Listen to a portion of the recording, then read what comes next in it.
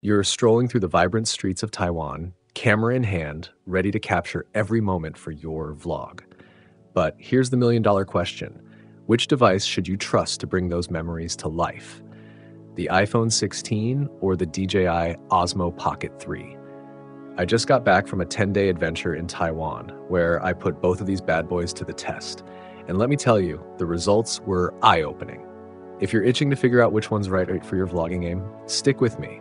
I've got stories, insights, and some unexpected twists that'll keep you hooked. Let's kick things off with video quality, because that's what we're all here for, right? The DJI Osmo Pocket 3 has this beefy sensor that soaks up light like a sponge, giving you crisp, colorful footage, especially when the sun dips low. I was filming my girlfriend digging into some stinky tofu at a Taipei night market, and the Pocket 3 made those neon signs and steam clouds pop like a cinematic dream.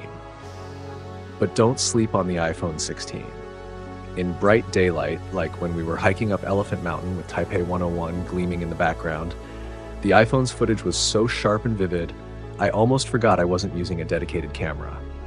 Sure, at night, the iPhone threw some noise into the mix. Think grainy shadows and a bit of blur, while the Pocket 3 stayed cool and collected. But for casual vlogging, the iPhone's 4K at 30 FPS is more than enough to get you started. My take? If you're chasing pro-level quality and tricky lighting, the Pocket 3 edges ahead. But for everyday adventures, the iPhone's got your back. Now let's talk convenience. Because vlogging isn't just about quality, it's about capturing the moment. The iPhone is like that best friend who's always ready to roll. It's already in your pocket, doubling as your map, translator, and wallet. One time, we stumbled across a street performer juggling fire in Taipei, and I had the iPhone out and recording in seconds. Boom. Moment captured. The Pocket 3? It's compact, sure, but it's a whole process. Pull it from the case, pop off the cover, power it up, wait for it to wake. By then, that fire juggler would have been long gone. My girlfriend felt the same. She'd grab her iPhone for quick reactions, like tasting a mango shaved ice, because waiting for the Pocket 3 killed the vibe. For me, the iPhone's speed is a game changer when life moves fast. That said, the Pocket 3 has its own charm.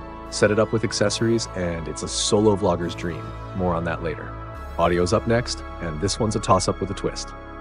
The Pocket 3's built-in mic is solid, clear enough for selfie-style vlogs, but pair it with the DJI mic and it's like upgrading from a whisper to a megaphone.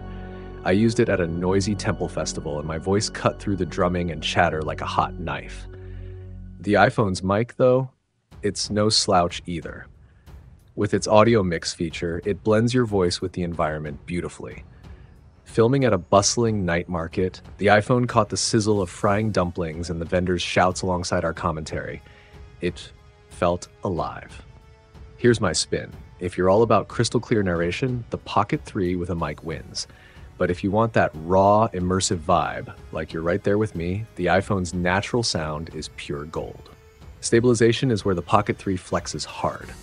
That gimbal is witchcraft level smooth. I was weaving through the narrow alleys of Jufen, dodging tourists and scooters, and the footage looked like I was gliding on rails. The iPhone's sensor shift stabilization tries its best, and it's pretty darn good, but you'll still catch some jitters if you're moving fast. I shot a quick clip chasing my girlfriend up some temple stairs with both devices. The iPhone wobbled a bit. The Pocket 3, rock steady. My verdict, for buttery smooth shots that scream pro, the Pocket 3 is untouchable, but the iPhone's still solid for casual handheld stuff. Then there's zoom, and this is where the iPhone struts its stuff. With ultra-wide, wide, and telephoto lenses, it's like having a Swiss Army knife for framing. At Taroko Gorge, I zoomed in on a waterfall cascading down a cliff, and the iPhone's optical zoom kept every droplet crystal clear.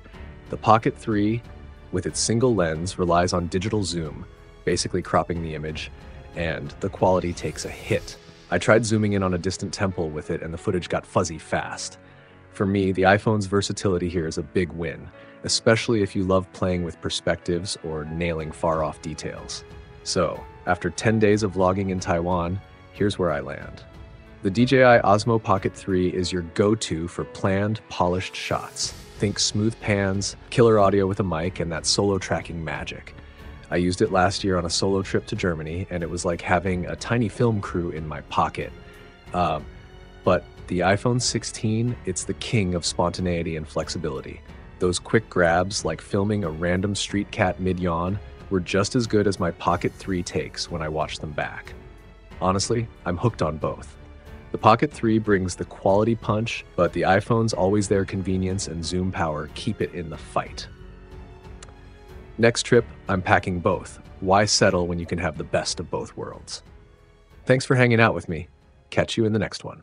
If you enjoy this video, please like, share, subscribe and hit the bell to the later update from my channel. Thank you for watching till the end and see you in the next video.